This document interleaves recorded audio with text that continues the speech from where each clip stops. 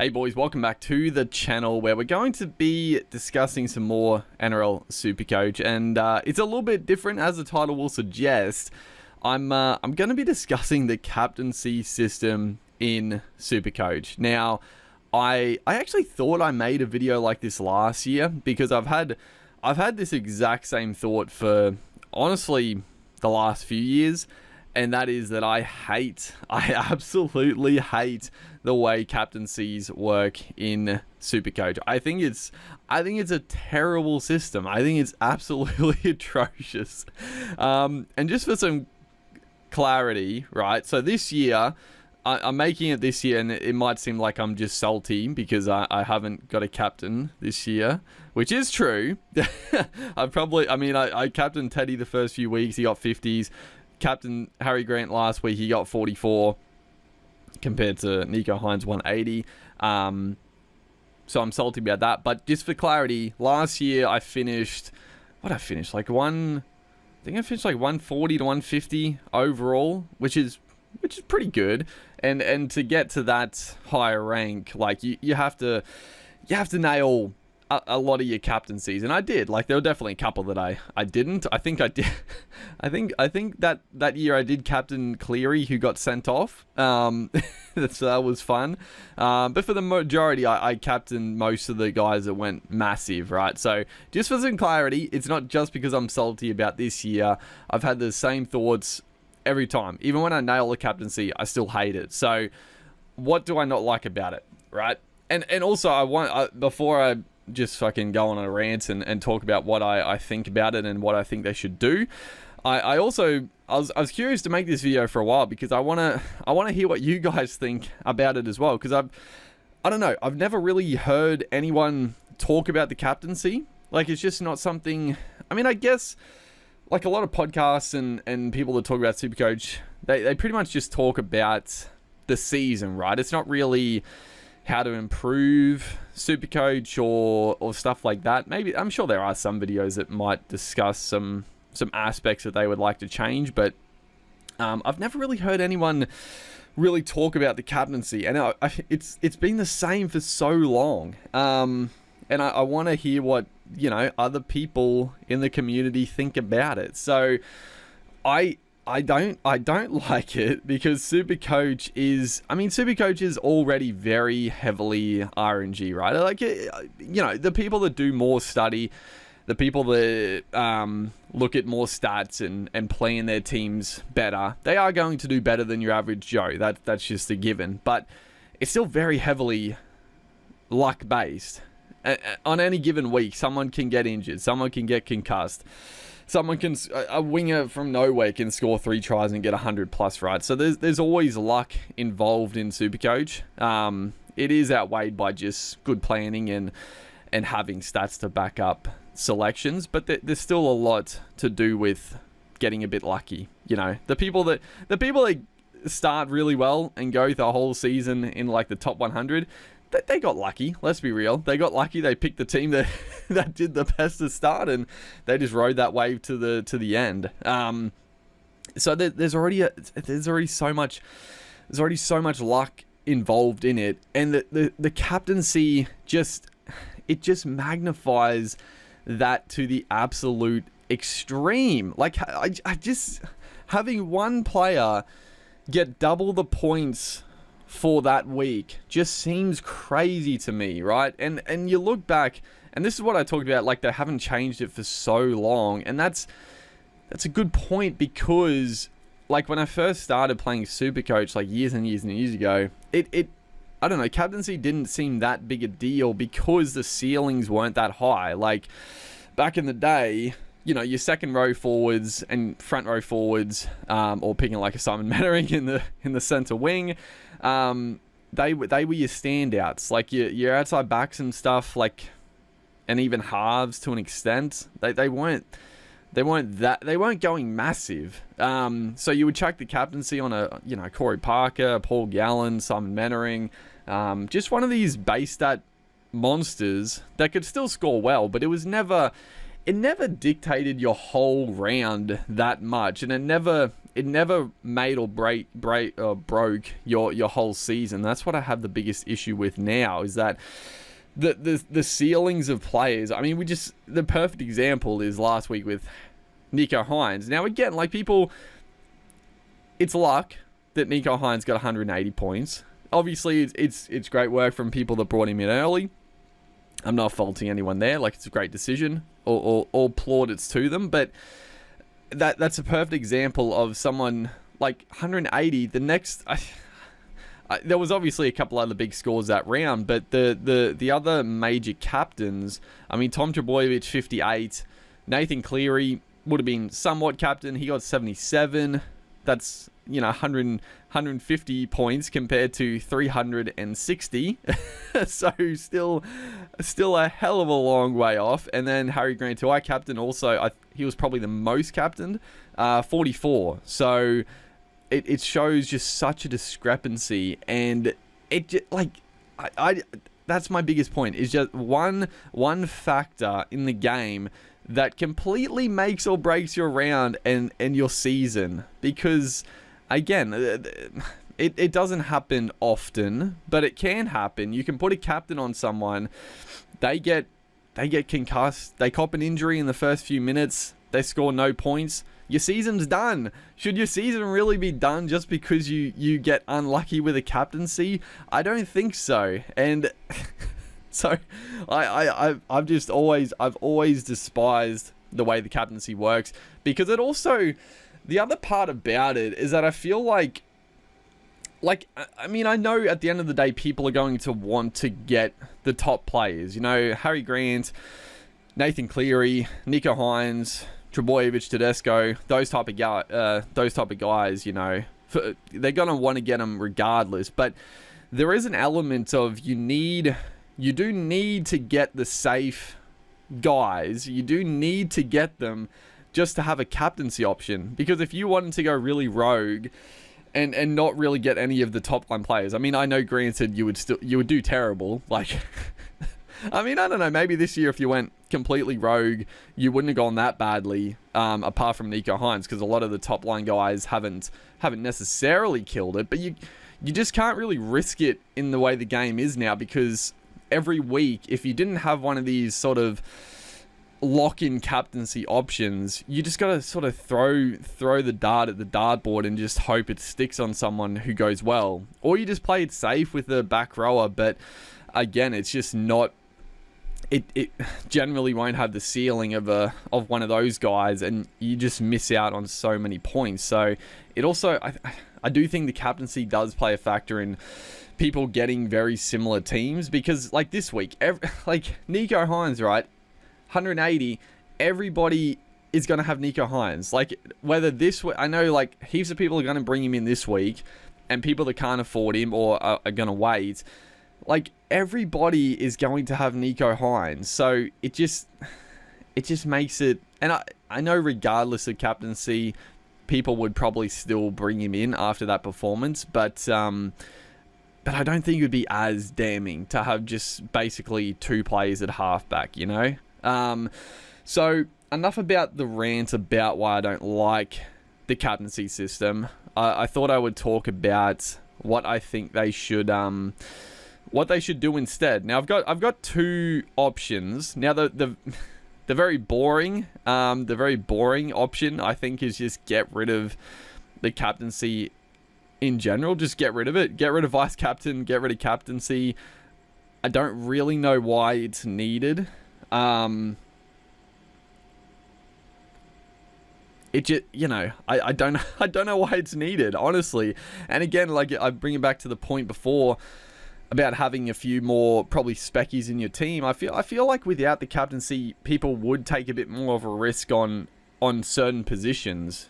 Potentially. I'm not saying that would definitely happen, but I do think there would potentially be more diversity in the teams with no captaincy at all. But I do understand that's a bit of a boring change, and I don't know. That's also one I want to hear what you guys think about captaincy, because I don't know. Maybe people love the captaincy. I mean, I know, like, granted, the people that captain Hines last week and also last year. Like I definitely remember captaining like Manu when he went massive. Like I've captained Pappenhausen when he's gone huge before. Like there's been times, and if it does feel good in the moment, like obviously you feel damn good when you get one of those up. It's great, but I still surely majority of people are still like it's bullshit. It's bullshit either way if you get lucky or you get unlucky. But the other solution or the other sort of idea I had, which would make it a little bit more exciting still, and it would also there would still be luck involved, but it would ease the pain slightly, and that is having the vice captain and the captain be the same, right? So the way it is now, the vice captain is useless. Like 100% the vice captain, well 99% the vice captain is useless. The reason it's there and the main purpose of the vice captain is pointless, because what it's there for is if your captain somehow, if for whatever reason you're not paying attention and your captain doesn't play and he scores 0, then your vice captain gets the double points, right? That's the intention of the vice captain. But like, let's be real. Casual players, maybe that happens to them, but like the casual players, they don't really care either way. Like they'll have a couple of bad weeks and they'll fall out of the Supercoach grind anyway.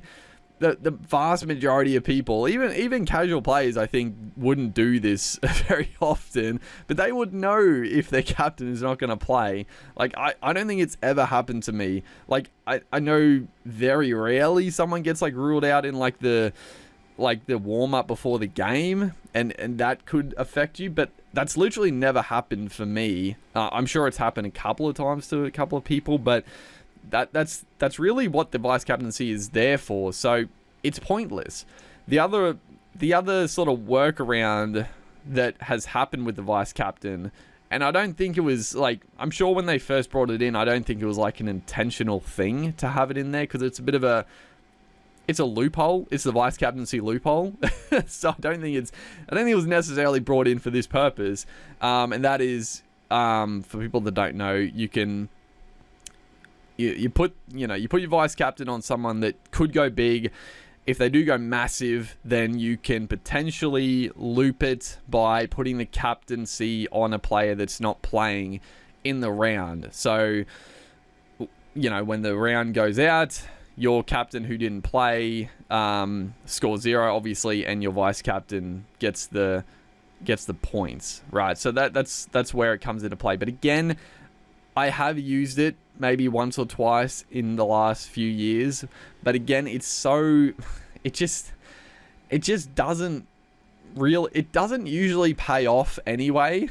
A lot of times it just doesn't usually pay off anyway, but it's so rare to really get to work regardless, that even that, it's such a small chance that it's pretty pointless in itself. So I ranted on that for a while, but my idea is to have it so you still select your captain and vice captain, and then by the end of the round, whichever one of those two scores more is the player that gets the double points. Now it would still have the excitement if people do like the fact of having a good captain go massive. It would still have the excitement of getting double points on a big scoring player, but it would just ease the RNG. It would ease the luck like a lot. Like you could have two. Instead of having one throw at the dartboard, you get two. You get two throws, which actually I don't know. It's also a pretty simple idea and a pretty simple fix, I think. But I think it would work a hell of a lot better. And again, I think this would, well, maybe not necessarily improve team variety necessarily, but it would definitely improve captaincy potentials, because as it is now, like if you're like really far behind and you need to take a punt, yeah, okay, you might chuck the captaincy on a winger that potentially could score a few tries, right? But if you're a serious player and you're going okay, you're not really going to do that. You're going to put the captaincy on a safe player. You're going to put it on a Cleary. You're going to put it on a Hines, a fullback, a dummy half, and play it safe. And your vice captaincy, you'll put it on a flyer, and maybe they do go okay. But again, you barely use the fucking loop, so it doesn't even matter. But this way, you could play it safe. You could put the captaincy and vice captaincy on two safer players, or you could use it on a flyer. You could go with fucking Cam Pereira as vice captain, or someone else that you would never usually do it on, because you're saving the issue. And I just think it would also just make it much more palatable, you know. If someone, again, I mean, it wouldn't have really helped last week for people that didn't have Hines. There was no one else that really went that big, so you would still be stuffed, but you would get much better chances of actually not ruining your whole week. And that's basically what it comes down to, is just that the captaincy, I think, just plays too big a part in the overalls, which I think is ridiculous for one aspect of the game. Like, you pick your whole squad. You can get all the good cheapies. You can get all the good mid ranges. You can nail your starting guns. But if you don't nail the captaincy, well, you're gonna go shit anyway. Like, if you don't nail the captaincy, it doesn't matter.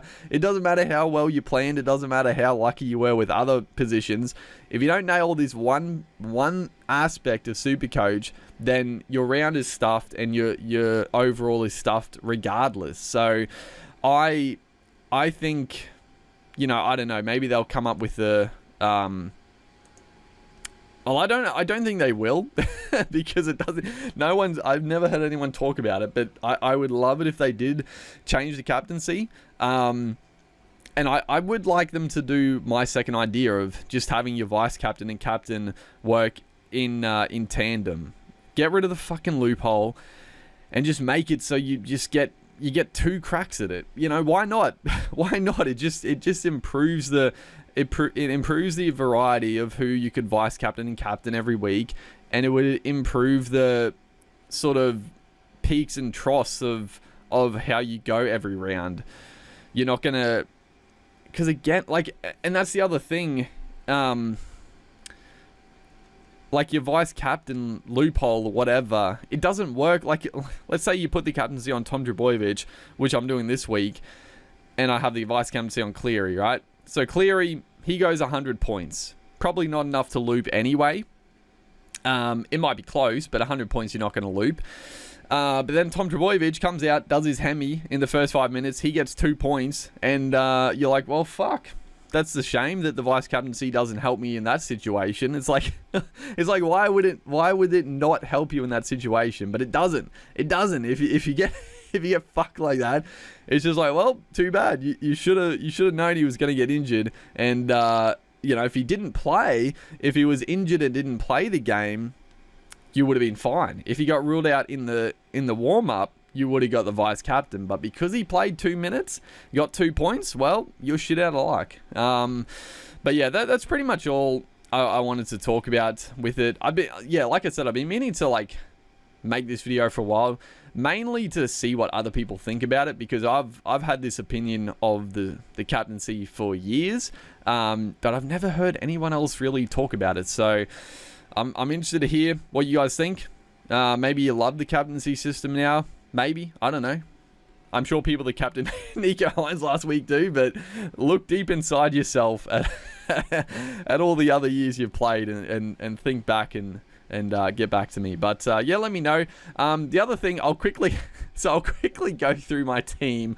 So I know I've already made a pre-lockout video, but there's been some big news, and funnily enough, I've somehow gone from using my second trade boost and 3 trades to now probably only using 1 trade, as you can see, and I actually like that.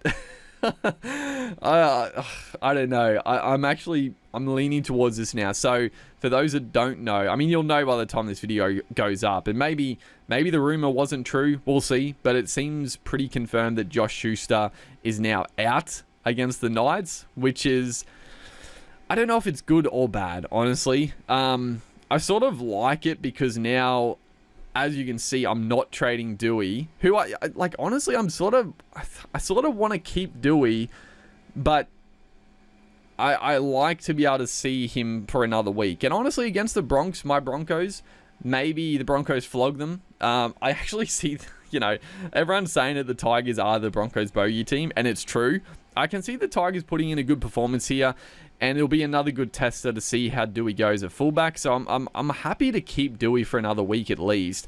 Like, he's not gonna leak enough cash that I can't get Nico Hines in after the bye anyway. So I'm happy to keep Dewey to see how he goes. I'm not gonna lie, it would have been nice to play Schuster against the Knights. I think he would have scored well, but yeah, I actually I like keeping Dewey. I've still gone Luke Garner to Jackson Ford.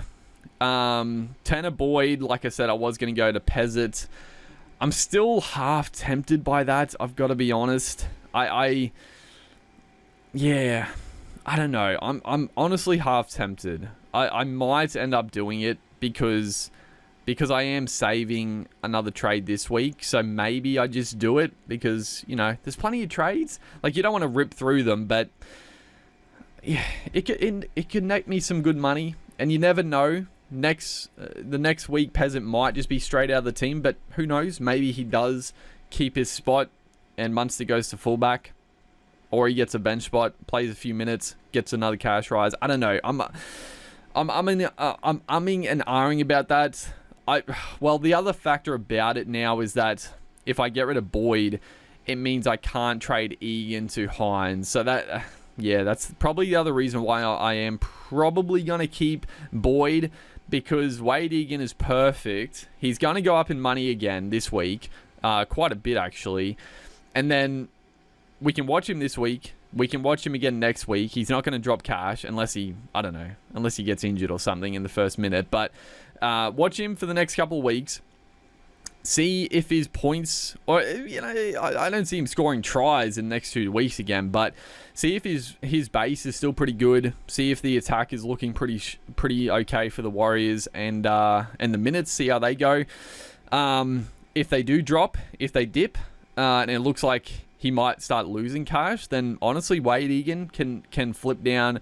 Boyd can go back to dummy half, and we can get Hines in a lot easier like that.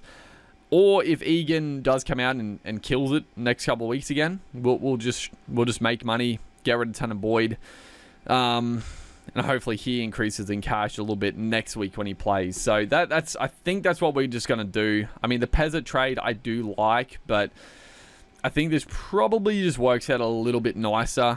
And then the other one that I was so keen on, and that was Alamotti to Lemuelu, who I really want Lemuelu, dude. I think he's like such a good buy this week. And I'm still very tempted. Like, it does cost like 30k, or like 20 to 30k to go Alamotti to Lemuelu. I just think, Alamotti does have a lot. Well, I don't know. I feel like Alamotti maybe gets to like 400, maybe 450, but I don't think much more than that really. Lemuelu, I think potentially he's more 500 to 550 potentially. And I think he's just a better play. Like, he'll be center wing, second row forward that you can play in the centers. Should be playing big minutes. I just like the trade, but I don't know. I don't know, dude. I don't know. I feel like if I do that, I might be spending too much money in the center wing, because I do want Ruben Garrick. So that's why I'm sort of like, maybe just keep Alamotti till he peaks and then get rid of him. But I don't know. I am very tempted to bring in Lemuelu for Alamotti this week and play him. But yeah, we'll decide that. But the rest of it, I'm pretty happy just to stick with either one trade or two, which sounds crazy. It seems crazy because I was like, I need to get the money for Hines, and I would like the money for, I guess, Garrick, but I think at the moment it's fine because the guys are still making money. We can make some big moves in the next couple of weeks, and I guess just, I don't know, just hold it. Honestly, so the other one, the other thing I was looking at was Christian Welsh. Honestly, I wanted to just trade Christian Welsh down to a cheapie and just go Tarpany and Utakamanu as my two front rowers, because honestly, Christian Welsh, he's not even scoring much more than Utakamanu, and I sort of wanted to get rid of Welsh, but there is just nobody. There's nobody that's good cheap. It's so... I honestly, I'm just hoping someone just comes from the clouds in the next couple of weeks that I can trade Welsh down to. Because if we look at the cheapies, I guess Isaac Fasumalali. Dude, I cannot. Fasumalali. Dude. I feel like I can say his name if I say it right the first time. If I don't say it right the first time, I'm no shot. That he might be the play, but I don't know. They have signed Thomas McKaylee from the Super League, who I actually like quite a bit. I wonder what his price will be when he comes in. Be interesting. He's probably the only guy, because everybody else, like, they're just awful. I mean, Ben Thomas, I think he got a bench spot, but yeah, not interested. Tom Ali isn't getting any minutes. Farmer Silly, no.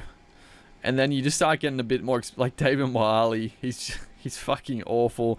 Ben Murdoch-Masila, no, absolutely not. Hetherington's playing like 20 minutes. I think he must have scored a try in this game to get 45, but he's playing like 20 minutes off the bench, which is shocking to me. Then we go up. You start getting more expensive, and it's just not worth it. Like Josh Kerr, Sami Solo, got a couple of price rises, but with Papali'i back, no thank you. Sean Kepi, I was somewhat interested in, but honestly, it's like there's no real point in bringing him in now. So unfortunately, Christian Welsh. Honestly, Isaac. Maybe next week we go Isaac. See what he sort of the bench is looking like. I wouldn't hate it, because I think he played decent minutes. I know they've had a couple of injuries, so. What'd he play? Yeah, 25 minutes the first game he played, 47 in that one. But yeah, there were a couple of injuries, so I'm not sold on that. But I do want Christian Welsh gone. I do want him gone. He's honestly one guy I would like to cash in and just run a cheapie, because the front rowers. It is one mistake I think I have made at the start of the year here, is probably spending a bit too much in the front row. I should have just gone with a big boy like Tarpany and just Udas Kamanu as my second front rower, but hindsight's 2020. So yeah, that's all I wanted to talk about. Obviously this captaincy discussion went off the rails and talked about my team again, but I did want to update you guys on sort of what's going on. But yeah, hopefully you guys enjoyed. Like I said, let me know in the comments what your thoughts on the captaincy are, and yeah, hopefully guys like and comments. I'll see you guys in the next one.